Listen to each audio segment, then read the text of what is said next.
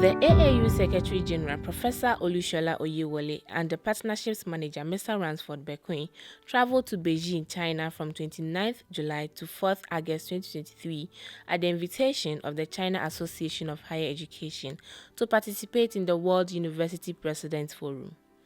The conference was held from 30th to 31st July 2023 at the Serene Sunrise Kempinski Hotel in Beijing, China. In attendance were presidents and representatives of universities from across the world, with keynote speeches interspersed with panel discussions on various topics under the global theme, An Era of Transformation and the Mission of Universities. The Secretary-General capped up his participation in the two-day event with a brief interview with the press on digitalization of higher education. I am so happy that this conference is looking at digitalization in that it has benefits. It facilitates targeted instructions to some people, even outside the university walls. Digitalization has been able to help us to break barriers of space and facilities in learning. So it's beneficial. But unfortunately, people are now talking of digitalization in terms of the artificial intelligence, that how do we promote the integrity of learning. One, universities should support digitalization, especially artificial intelligence, in that it will help the learners to learn more. However, as universities, we need to develop unique or new system of examination, new system of ensuring that students are really learning, new systems of using digitalization to promote collaborative work among ourselves.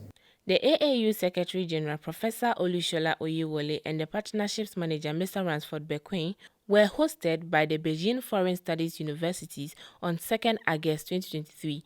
The tour of the university took them to the Graduate School of Education, where they met with Professor Dayong Shua and Dr. Mo Shu, followed by a pre-arranged meeting with other delegates. The delegation also visited the World Language Museum hosted by the BFSU, which archived the development of the Chinese language in the digital format, and a tour of the beautiful university campuses, the library, and ending up with a sumptuous dinner at the Beijing Foreign University Foreign Language Teaching and Research Press Building, where the Secretary-General shared his views of the China he saw. Cleanliness of their roads. I say one can pick their commitment to rules and order on their streets. Mm-hmm. Everybody wants to obey rules and order, and they show great respect to the plant kingdom. You respect the plant kingdom so well. Everywhere you find plants, which they give ample space in their environment. You can read prosperity from the quality of their cars on their streets, and there are great commitments in the services provided by their workers. When you see a worker, they do their best in whatever you are doing. And I think that you have a great country. Wow.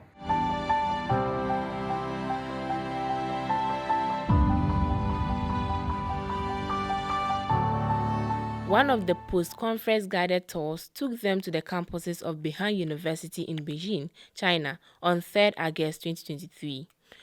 Beihang University boasts of strong academic programs in aeronautics, and their airspace museum was a collection of antique crafts over the past decades. The tour guide took time to explain the origins of the various crafts and the parts of the various space wagons. The various models of spaceships were intriguing. These are marvelous pieces of electronic and electrical architecture that definitely will whip up the interest of engineering students, particularly in Africa. This makes a strong case for linkages between Africa and China in the field of engineering and associated academic disciplines.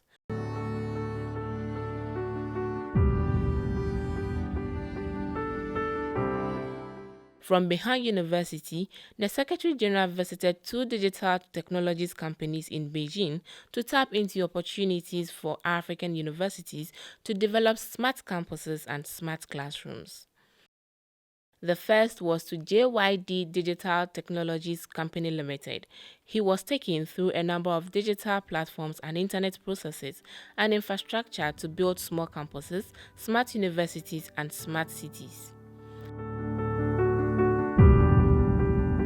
The next visit was to Huinhuan U Learning Center, also in Beijing, which develops similar digital platforms for teaching and learning.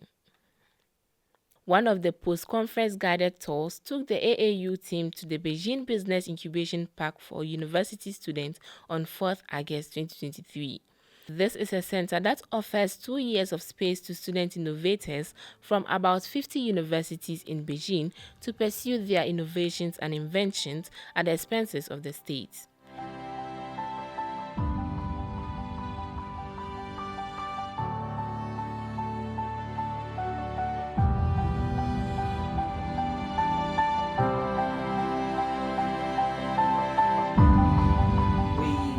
We had been working on this project for over a year. For last year, we had 5 members, and we mostly get funded by attending the competition, the startup competition, and we got 200 grand from the Haiku. Well, that's really not much, 200 grand RMB.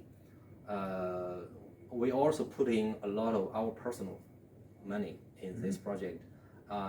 Beginning of this year, it's actually last month, we got a venture capital investment, and that's the real money coming in. Most of the students here, they are from the prestigious universities in Beijing. Yeah. And they had the knowledge of programming, mechanical engineering. I had worked, well, my PhD degree was medical application in physics, and through the last 10 years, I was working with Philips Healthcare. That's where I got the knowledge in medicine and the surgeries. So also I have friends, mostly customers, who are real doctors, surgeons in the hospitals. They work with us to co-develop this machine.